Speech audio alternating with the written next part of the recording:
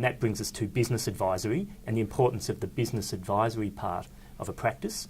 If compliance contracts or adjusts, then there has to be a move, everyone is suggesting, to more of a business advisory emphasis.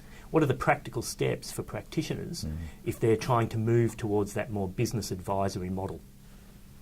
Scott? Yeah, sure. Look, there's a couple of dimensions to this, and in my role, I look at the websites of many accounting firms, and to a large extent, if you sort of like change the masthead and a couple of details, they're all the same. And I say death to the bullet point approach. It's sort of like you've got 15, 20 bullet points of services that you could provide, but you never do. My thought on the business advisory services is you have 1, 2, maximum 3 things. It's like going out and playing golf. You can have 20 clubs in your bag, but if you had 3 that you could use really, really well, then I think that that's actually going to be sort of things that you're going to be confident in delivering. So get the first one away. Pick something that sort of you're really passionate about, whether it's sort of doing more sort of proactive cash flow budgeting or helping people with government incentives, and design systems around that, design a marketing program. I think the characteristics I like to see is that the clients will see some value from it, that it can be leveraged down the team members, not partners doing most of the work, and you can generate, old parlance, a superior rate per hour. So do that, and then write case studies about that sort of like really clients can relate to. They're the things you put on your website. So you not only sort of like have a compelling story on the website that's different, but you actually sort of can deliver those services efficiently. And I think the final aspect is that sort of you need to be able to program that into your yearly work such that it's not just sort of something that you do when it's not tax time. So sort of fill up your year with these things happening at regular intervals, because if you tell a client, well, we need to keep you up to date, but 9 months after the event is when you first look at it, that's not good enough. So throughout the year you're developing these services. So I think developing a core competence in some of these things that you'll actually deliver it, and I think that's where the success will be in business development. Well, what do you make of this? I mean, because we've been talking about business advisory, business consulting for a while now, a number of years, and we all know some accountants, and probably could think of some off the top of our heads, we probably work with some, who love tax. Like they read the Tax Act. I've got some guys that, like at night, they're reading the Tax Act while their their partner's reading a novel or something in bed. They're reading the Tax Act like in bed. Yes. They love it. And so to talk to them about, you need to get into, or you should think about getting into business advisory, they go, oh, I really enjoy tax technical. And so it's a big shift. There's a whole lot of skill set that needs to be developed as far as being able to even talk about this other area. But I mean, what's your view on still that need for top level tax technical? Peter, we might have the answer for that. Two fronts. The first is those practitioners love it. We'd love to have them part of CCH, so if they're ever looking for a job, we'd take them. The second part is we're actually bringing out a product next year called CCH IQ, and IQ is all about the notification of the events. So you know there's 300 plus tax events occurring every year, sort of throughout the year, budget and legislative driven, regulatory, macroeconomic events.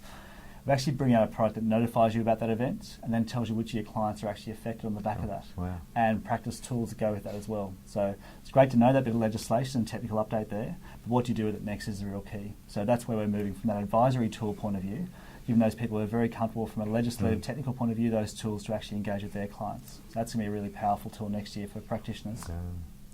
My comment on that would be, I'd be interested in your thoughts. So being able to communicate effectively so our clients can hear us and understand. So if we have become very technically focused, they don't really hear us. They hear the words, but it needs to be translated into words that they can work with, very practical examples for them. So what you're saying is, by having the IQ, what was it called? It's IQ, CCH IQ. It's fancy that. So CCH IQ, that's going to flag the events for the accountant, give them some tools so that they can work with the client. Tells them which clients are affected based on the data Tell them and which practice clients. management. Yeah, okay, so then there's still that level then that there's probably some upskilling that we need for accountants to be able to communicate that effectively. I think it's beyond soft skills. Soft skill tends to be more look people in the eye when you're talking to them. I mean, this is really fundamental communication skills, and building rapport with your client so they can understand what we're saying. Yes, I think an essential part of a technical advisor, if they're to become a proficient practitioner and a well-rounded practitioner, it's about taking that technical and being able to translate it and communicate it to clients. I know that. I'm a tax partner myself. I do sit in bed sometimes and read the tax legislation.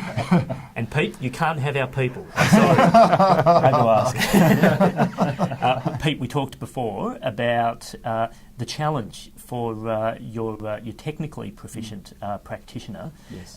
to move into that advisory skill set. And what are the practical tips in your mind? What are the practical tips and the steps for them to make that transition?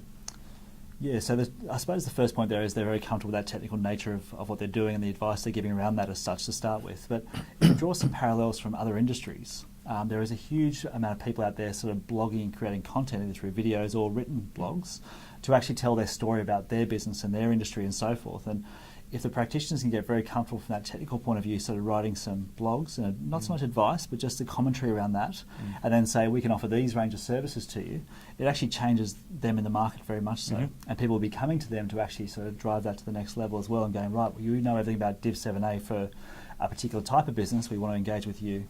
So really sort of turning on its head and building that as a real strength to go forward with perhaps. Okay, Peter? Yeah, I think in addition to that, I like that. That's a great idea. Is to work with what they already do.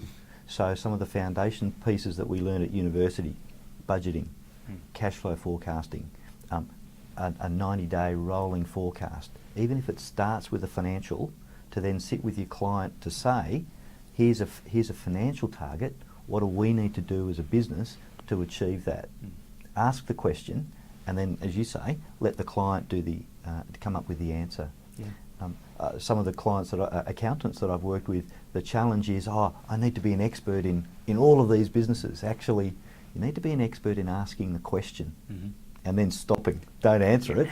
Leave it to the client to come up with the answer. So our role becomes to facilitate with our clients and help them dig out their own answers. Yeah, facilitator. Scott, you agree with that? Look, I do. No question. What I sort of want to sort of share is, I guess, the observation that as a practitioner works through the lifestyle, the lifespan, typically the interest does actually broaden from the pure technical into sort of more an advisory and sort of being a counsel to the clients on more issues. So that just happens naturally. So what I like to do is in the discussions I have with practitioners, is get them talking about the sorts of clients they like to work with. So I'll give a couple of examples. One is a practitioner who was just sort of sending out sort of like the generic sort of like information into the internet about general business issues. But when I sort of said, well, look, a business client's what you're pursuing, it actually turns out that she has a sort of a real passion and a desire to help privately held family groups, and that sort of like she sits more or less as an advisory board member to sort of families with sort of wealth which isn't business related. Her partner, on the other hand, he too was putting out this general stuff, but I sort of said, well, what actually sort of floats your boat? And it was more sort of dealing with entrepreneurs. And in fact, sort of the things that sort of like from the discussion was that sort of like he also had in common interest with the clients that surfed. So I said, look, your business marketing is actually to sort of get a group of these entrepreneurial surfers, take them away on a trip and talk stuff. Another practitioner, I mean, like he was telling me about this client that had come in to start up a new cafe business. And he sort of said, look, unless you do this and this and this, your business will fail. And the client said, well, how can you help me? So from that we developed a sort of a package of services that he could provide, of things that he really earnestly believed the client needed.